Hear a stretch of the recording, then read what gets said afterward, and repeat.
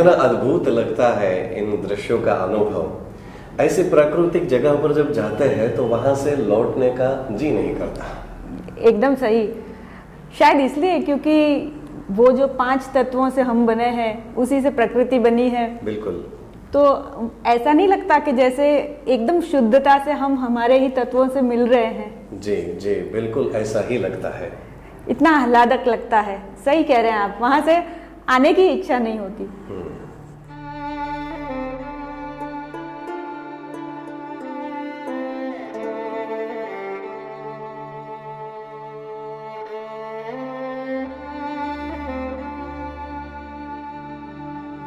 अरे अरे, क्या हो रहा है हमारी प्रकृति को?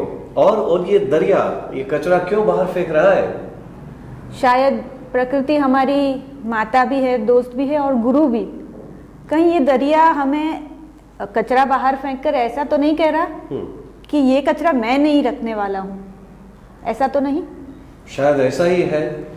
दरिया भी यही चाहता है, प्रकृति भी यही चाहती है कि हम उसके साथ रहें। लेकिन जब हमारा व्यवहार उचित नहीं है तो दरिया ऐसा ही करेगा कि जैसा हम उसे देते हैं वो हमें वापस करता है। हाँ, वो हमसे दोस्ती करना चाहता है जी, और हम कचरा फेंक कर दुश्मनी मोल लेते हैं। तो भाई दरिया तो ऐसा ही कहेगा कि मैं कचरे में नहीं रहना चाहता, आप चाहते हैं, ये लो आपका कचरा, आपको मुबारक। प्रकृति ऐसी ही है जो हमारे साथ जुड़कर रहना चाहती है, पर हमारा जो व्यवहार है प्रकृति के प्रति शायद वो ठीक नहीं है। हाँ, देखिए ना, ये नदी का भी क्या हाल हो गया है। कैसी थी और कैसी हो गई। और ये जंगल मानो रो रहे हैं और कह रहे हैं कि ये दुनिया भर का कचरा मेरे में डाल रहे हो, जंगलों को काट रहे हो। ये भी रो रहा है। हाँ, और इसकी हालत किसने की है? हमने। तुम्हें पता है, मैं कल समुद्र किनारे गई थी, वहाँ पर बहुत सुंदर दृश्य था। ओ, कितना सुंदर होगा ना समुद्र। पर एक खूने में 2-3 वेफर्स के पैकेट पड़े थे। लेकिन ऐसे कचरा नहीं फैलाना चाहिए किसी को। मैं होती तो ऐसा कचरा नहीं डालती। हाँ, कभी जल्दी जल्दी में कचरा डाल दिया तो बात अलग है। एक से क्या होता है? तुमने सुना है बीरबल की कहानी? एक लोटे से पानी डाला तो सबने पानी डाल दिया दूध डालने की जगह। हाँ, सुनी थी।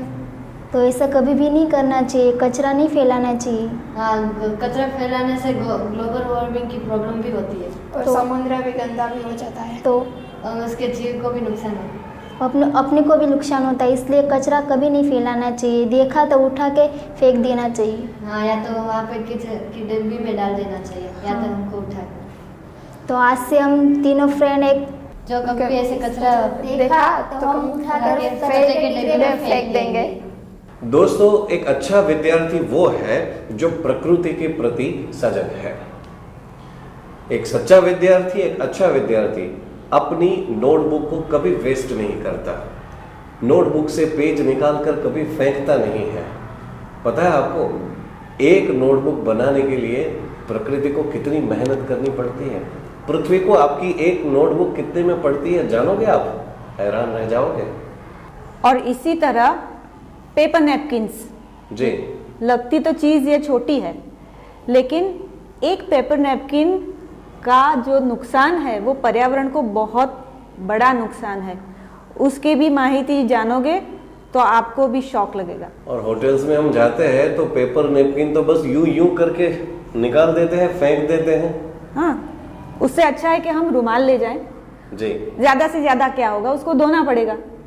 और रुमाल धोना मतलब इतनी मेहनत का काम थोड़ी ना है। अपने स्टेटस के लिए हम प्रकृति को नुकसान पहुंचाते हैं। तो क्यों ना हम अच्छे रुमालों को अपना स्टेटस बना ले। बिल्कुल। अमेरिका में नोटबुक्स के लिए हर साल 3 करोड़ पेड़ों की कटाई होती है। और भारत के आंकड़े तो हमें सही पता भी नहीं है, लेकिन यहाँ पर भी काफ़ी बुरा हाल है। चलो मान ले कि पेड़ तो फिर से उगेंगे, लेकिन उनको उगने में कितने साल लगते हैं?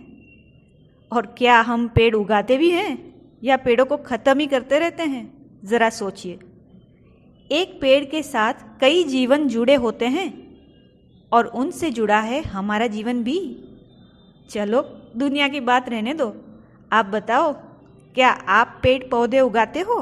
फूल को तोड़ा न करो लड़की दीवानी, ये बाग तो ऐसे ही उजड़ जाएगा। पौधों को उगाया करो लड़की सयानी, ये बाग तो फिर ऐसे ही खिल जाएगा।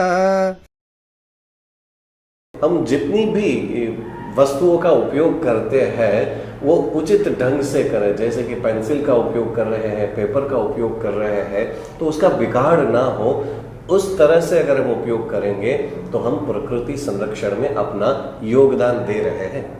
और एक अच्छा स्टूडेंट वही है जो अपनी सारी चीज़ों का सही ढंग से इस्तेमाल करे, रीयूज करे। हाँ, जिन चीज़ों का वो दूसरी बार उपयोग कर सकता है बिल्कुल करें।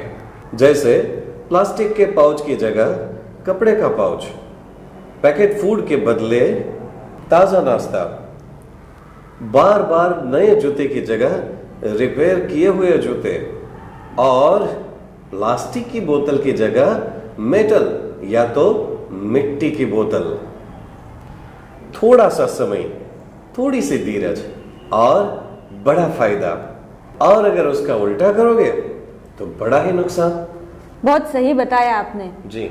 वैसे भी देखा जाए तो सारी चीजें जो हम इस्तेमाल करते हैं पृथ्वी पर ऐसा कुछ भी नहीं है जो बिना कुदरती चीजों से बना हो। जैसे प्लास्टिक है वो भी बनता तो कुदरती चीजों से ही। तो बस देखना ये है कि हम कुदरत के खजाने को संवारते हैं, उसका पोषण करते हैं, या उसको खत्म करने में जुट गए हैं। अगर उसमें हम सफल हो गए तो सही मायने में हम प्रकृति का संरक्षण कर रहे हैं, यानी कि हम भी संरक्षक है। इको का मतलब है घर, और ये पृथ्वी सबसे बड़ा घर है। कोरोना के समय पता चल गया ना, जैसे चीन के एक छोटे से हिस्से से जो बात शुरू हुई पूरी दुनिया को निगलने के लिए तैयार हो गई, वैसे ही अगर हम अपने घर में कुछ छोटी सी चीज बिगाड़ते हैं तो उसका असर पूरे घर पर पड़ता है। सही है ना? बिल्कुल सही जी। अगर ये हमारा बड़ा सुंदर जो घर है जी, जिसका नाम है पृथ्वी, उसे हम अच्छा रखना चाहते हैं तो उसी के प्रयासों में हमें जुटना होगा। जी बिल्कुल। वरना जैसे हम घर गंदा करते हैं तो मम्मी की डांट पड़ती है ना, हाँ, वैसे ही ये बड़े घर को गंदा करेंगे तो प्रकृति की माँ की डांट खानी पड़ेगी। और हमें ये बिल्कुल नहीं करना है। हमें हमारी प्रकृति को बहुत अच्छे से संभल के रखना है। और इसके लिए क्या क्या करना है इसकी बात करेंगे अगले एपिसोड में। तो जुड़े रहिए हमारे साथ। नमस्कार।